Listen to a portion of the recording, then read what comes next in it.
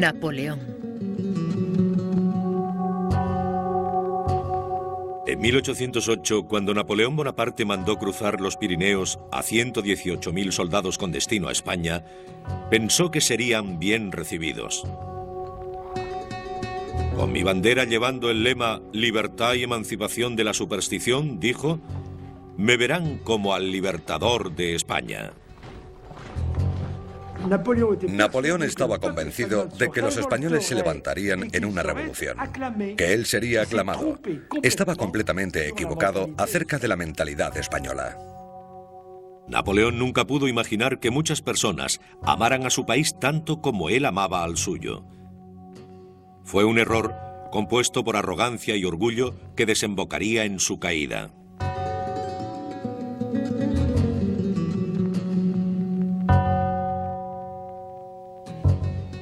Capítulo cuarto. El fin.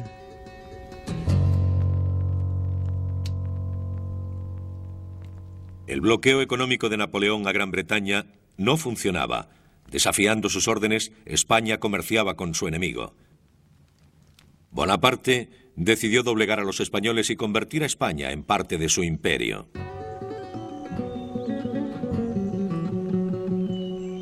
L'Espagne, a cette époque,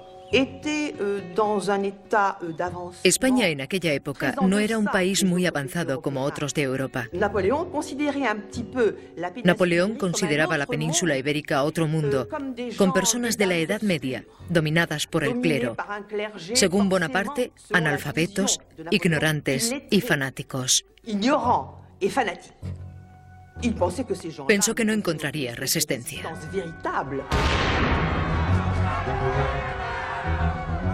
El 2 de mayo, los españoles se levantaron contra el ejército francés en Madrid.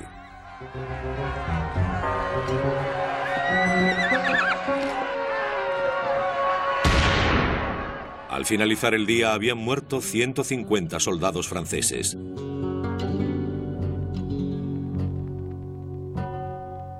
Los franceses se vengaron matando a miles de españoles. Fue el comienzo de una guerra brutal y encarnecida, marcada por el salvajismo en ambos bandos.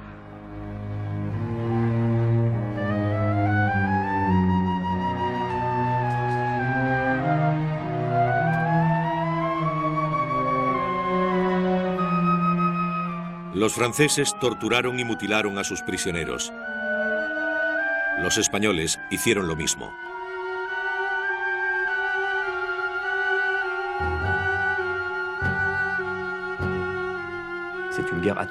Fue una guerra de atrocidades. Fue una guerrilla. La palabra viene de aquella época. El ejército francés nunca había combatido en este tipo de guerra.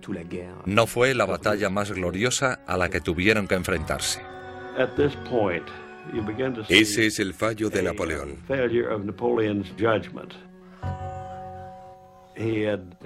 De alguna manera, perdió el sentido de las proporciones. Había llegado hasta España y no se rendiría. Miles de personas murieron, pero no hubo una victoria decisiva. Napoleón mantendría su ejército en España durante 5 años, incapaz de doblegar a los españoles. Napoleón no aceptaba consejos. Solo creía en sí mismo. Solo confiaba en su estrella. Por eso estaba ciego. A medida que crecía su imperio, Napoleón asumía el papel de César romano, endiosado e infalible. Ahora quería un hijo que le sucediera. Pero Josefina no había podido darle ninguno. Y con 46 años, sabía que ya nunca podría. Sabía que de forma vergonzosa sería rechazada en la cama del hombre que me había coronado, le dijo a una amiga. Durante meses, Napoleón dudó. Estaban muy acoplados. Hasta el final, Napoleón creyó que Josefina era su estrella de la suerte. Por eso le resultaba tan difícil divorciarse de ella. Al final, decidió decirle a Josefina que debían sacrificar su matrimonio para mayor gloria de Francia. En Fontainebleau, el 30 de noviembre de 1809, poco después de cenar, el emperador pidió que le dejaran a solas con su mujer. Desde la habitación contigua, el secretario de Napoleón pudo oír los gritos. Cuando Josefina se enteró de que todo había terminado, sufrió un ataque. Lloró, se desmayó, usó todas sus armas de mujer para que cambiara de opinión. Pero nada le hizo cambiar. 2 semanas después, el divorcio era oficial. Entendí a mi marido, dijo Josefina. Sabía muy bien que al final se saldría con la suya.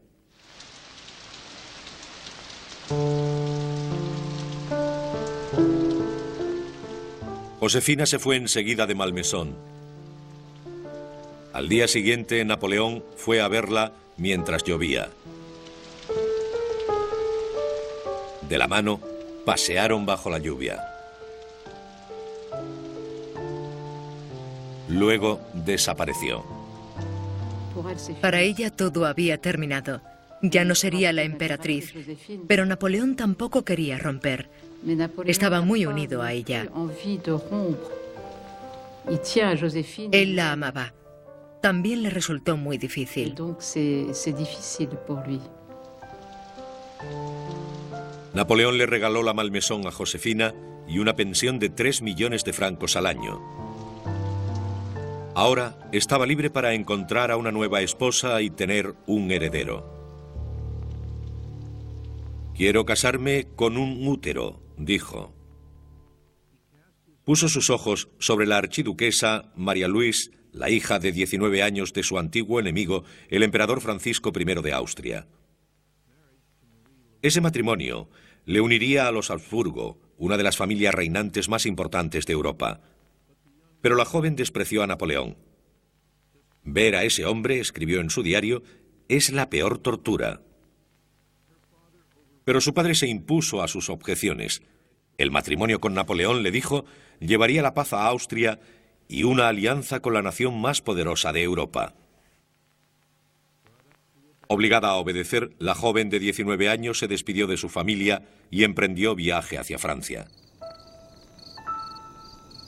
Marie-Louise llegó al palacio del emperador en Compiègne en la primavera de 1810.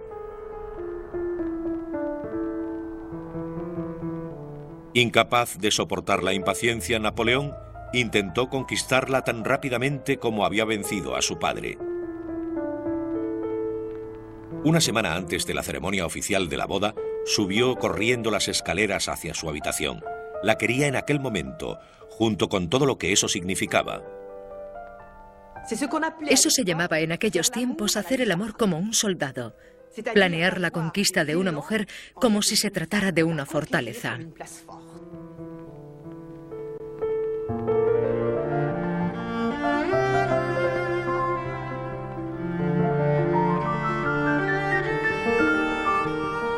Más tarde, Napoleón dijo que su nueva emperatriz había dicho: «Hazlo otra vez».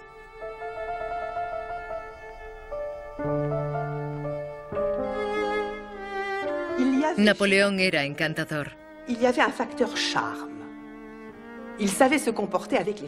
Sabía cómo conquistar a una mujer, cómo seducirla, y ella tenía un carácter hecho para el amor.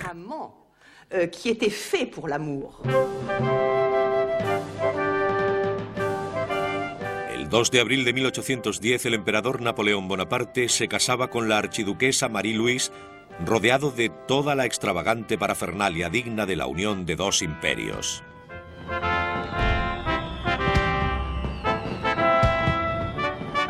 «Me quiere mucho», escribió Marie-Louise a su padre, «y yo respondo a su amor sinceramente. Hay algo muy atractivo y entusiasta en él que es irresistible». Napoleón debió pensar que estaba soñando. Con ese matrimonio se había aliado con una de las más antiguas y veneradas monarquías de Europa.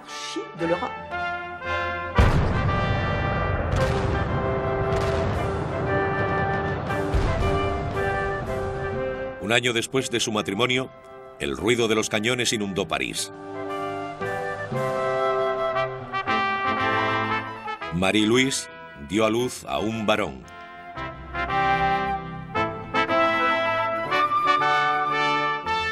Napoleón le llamó el rey de Roma.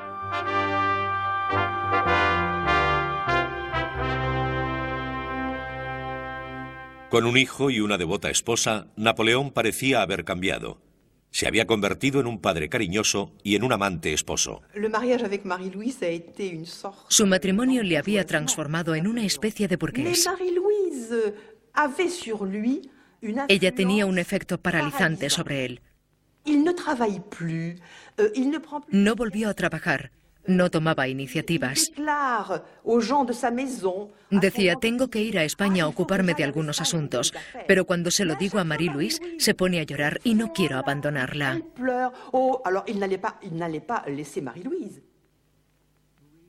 Marie-Louise, su amada, la madre de su hijo, parecía calmar sus infatigables energías. Con 42 años, su estómago había engordado. Estaba flácido. La madrugada, las dificultades, la guerra ya no son para mí, le dijo a un ayudante. Me encanta la cama y el reposo más que nada en el mundo, pero debo terminar mi trabajo. En 1811 tenía muchas cosas que hacer. La sangrienta guerra en España continuaba. Gran Bretaña seguía siendo un tenaz enemigo y una nueva guerra se cernía sobre Francia. El zar Alejandro se negó a seguir tomando parte en el bloqueo continental a Gran Bretaña. El edicto de Napoleón prohibiendo el comercio con los ingleses estaba arruinando la economía rusa. La tensión fue en aumento. Todos los intentos por negociar fallaban. En la primavera de 1812, ignorando el consejo de sus más cercanos asesores, Napoleón invadió Rusia. Nunca antes se había reunido un ejército tan grande. Italianos, polacos, alemanes, franceses, más de 600.000 hombres procedentes de todos los rincones del imperio.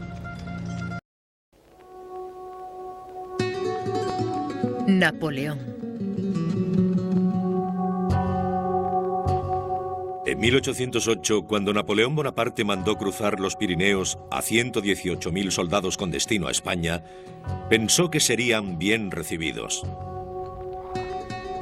Con mi bandera llevando el lema «Libertad y emancipación de la superstición», dijo, «me verán como al libertador de España».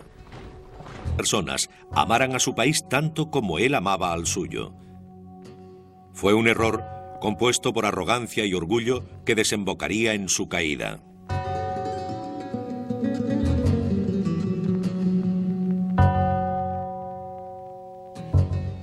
Capítulo 4. El fin.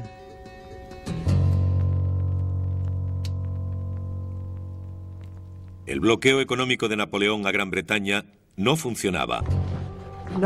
Napoleón estaba convencido de que los españoles se levantarían en una revolución, que él sería aclamado. Estaba completamente equivocado acerca de la mentalidad española. Napoleón nunca pudo imaginar que muchas personas